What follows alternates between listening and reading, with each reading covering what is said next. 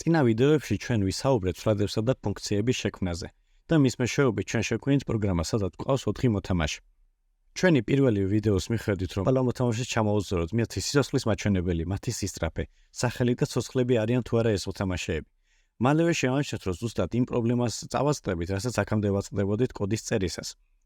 კოდი ძალიან დიდია, ბევრი რაღაც მეორდება და უაზროდ სამუშაო არის. ამის გამოსასწორებლად ჩვენ შეგვიძლია ყველა საერთო მონაცემი და ფუნქცია ერთ ადგილას მოვათავსოთ და ავარქვათ მას რაიმე სახელი და შემდეგ ეს სახელი გამოვიყენოთ ამ კოდის მაგივრად. ზუსტად ისე როგორც ფუნქციაზე გავაკეთეთ. ამას ჩვენ ვეძახით კლასს და ახლა ამ კლასის მეშვეობით ჩვენ შეგვიძლია ნებისმიერი მოთამაშე შევქმნათ და კოდის წერის პროცესი გავიმარტივოთ. კლასი არის მონახაზი, რომელსაც შეგვიძლია ობიექტები შევქმნათ. ამ შემთხვევაში ჩვენი მონახაზი არის player კლასი და ჩვენი მოთამაშეები გამოდიან ამ კლასის ობიექტები. კლასის შესაქმნელად პირველ რიგში ვწერთ პრეფიქსს კლასს, შემდეგ კლასის სახელი და შემდეგ მომრგვალებული ფრჩხილები.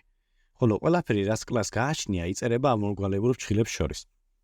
პირველ ვიდეოში მე ვთქვი, რომ არსებობს ცვლადის 4 ძირითადი ტიპი. ეს არის int, float, string და boolean. მაგრამ ცვლადი ასევე შეიძლება იყოს ნებისმიერი კლასის ტიპის. ანუ როდესაც ჩვენ გვინდა რომ მოთამაშე შევქმნათ პროგრამაში, პირველ რიგში უნდა დავწეროთ კლასის სახელი player, შემდეგ მოთამაშის სახელი უდრის და შემდეგ ამ ცვლადს მივანიჭებთ ჩვენ player კლასის მნიშვნელობას. ამას ქვია ობიექტი ან player კლასის შემთხვევა. ამ წუთას ჩვენ პროგრამაში გვყავს 4 მოთამაშე, მაგრამ ეს 4 მოთამაშე რო წაშვალო გვეყოლება 0. ანუ რადგან არსებობს კლასი player, არნიშნავს რომ ჩვენ რაიმე მოთამაშე გვყავს პროგრამაში.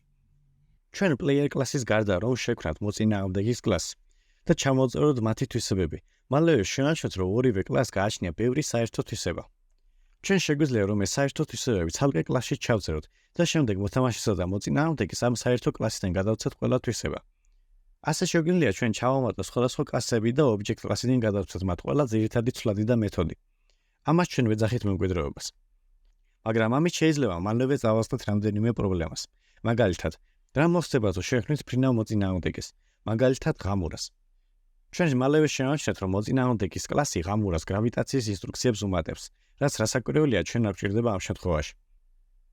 ამის გამოსასწორებლად ესეთი სისტემა შევქმნათ. ავიღოთ ყველა თვისება, რომელიც ობიექტის კლასში არის და ყველა გავხადოთ თავთავიანთი კლასი. ამ ხერხით ჩვენ შეგვიძლია ნებისმიერი თვისება, რომელიც დავჭირდება, ჩავამატოთ ჩვენს ძირითად კლასებში და გაცილებით ნაკლები შეზღუდებით ვისარგებლოთ მუშაობის დროს. პროგრამირებაში ამას ქვია კომპოზიცია. Unity თავის ენჯინში ორივე მეთოდს იყენებს. კომპოზიციას და მემკვიდრეობას გვეხმარება კოდის შემცირებაში და გამარტივებაში. მოდი დავუბრუნდეთ ახლა ჩვენს მაგალითს, ჩვენს პროგრამას, სადაც გვყავს 4 მოთამაშე. კლასებში არსებობს private და public memberები. როდესაც რაიმეს ქმნი, კლასში ის ავტომატურად არის private წევრი. ჩვენ თამაშში ხშირად დაგვჭირდება, რომ მოთამაშეების სიცოცხლის მაჩვენებას მნიშვნელობები შევუცვალოთ.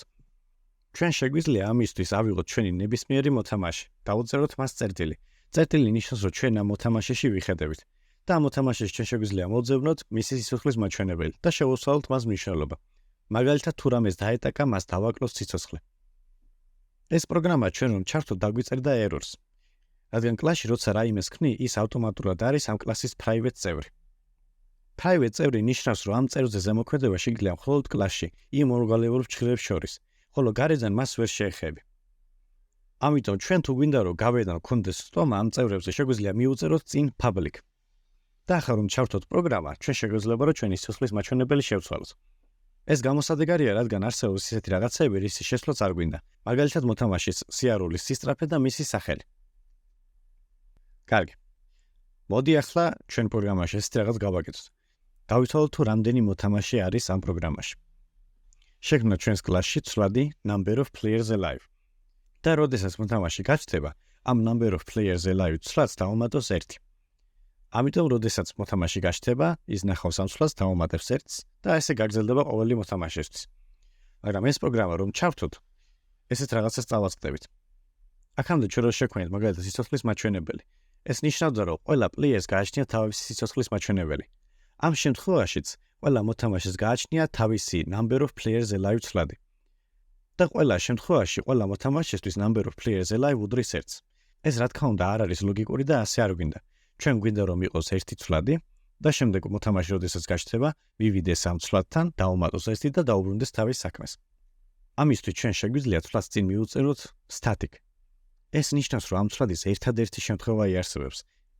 ამიტომ, ახლა ჩვენ რომ ჩავთვალოთ პროგრამა, შევხედავთ, რომ როდესაც მოთამაშე გაჩნდება, კლასში არსებობს ცვლადი number of players-ზე live, მოთამაშე ნახულობს ამ ცვლადს, უმატებს ერთს, შემდეგ უბრუნდება თავის საქმეს.